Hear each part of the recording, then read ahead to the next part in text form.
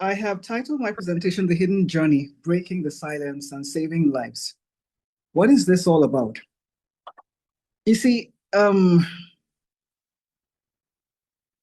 I I want to lend my voice to this whole project. When you get to hear that you have cancer, it was interesting. Dr. Obilo said, "Don't panic." But how many of you know that that's not possible? When you hear that you have cancer, that's not the first thing you think of. Don't panic. You're already dead. Most people die the moment they hear that they get a diagnosis. And that's why I decided I want to approach it from this viewpoint, this perspective. It's what happens when you've done the detection. And interestingly enough, it's not only for those who get a diagnosis that says that they do have cancer. There's a case of a young lady that I know, a friend of mine. She's a member of church.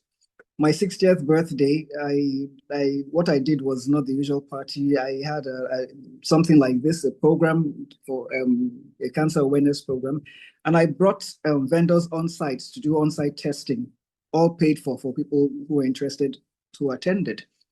And one of them did it. She got her test results later on.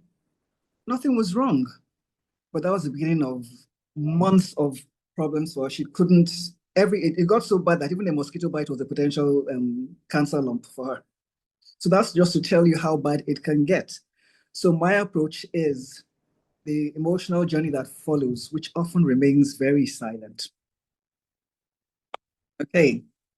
Now, I said not all cancers are visible, and neither are the tears.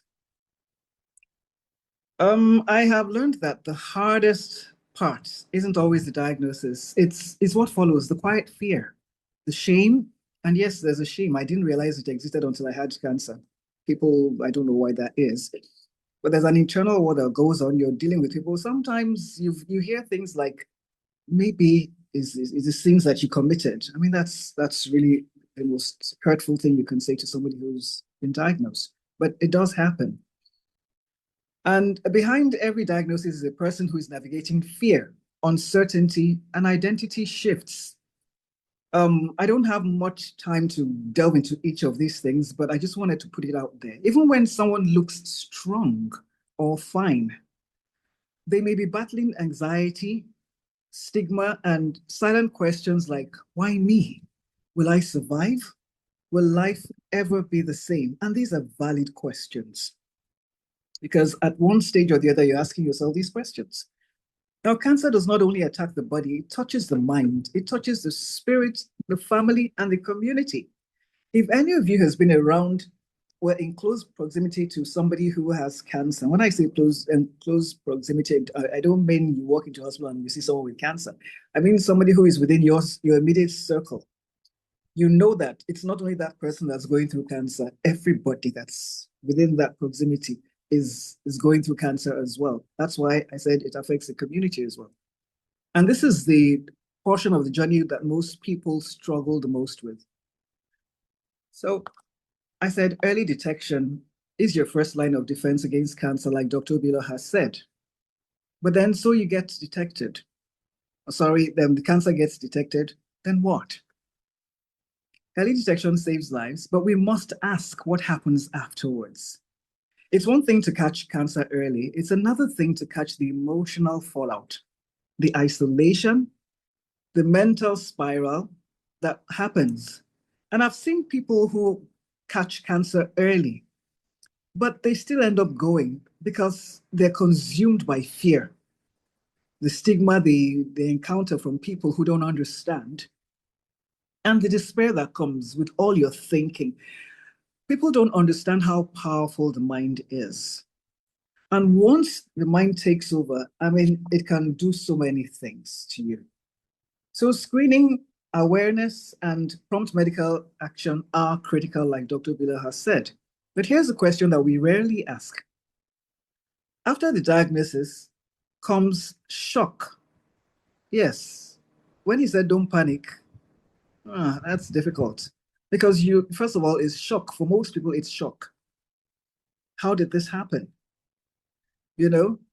And then fear sets in because of all the things you've heard about cancer.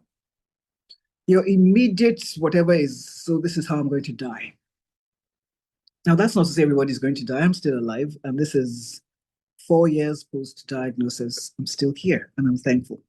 But then you have those thoughts in your head. If you allow the fear to take over, it takes you down the spiral.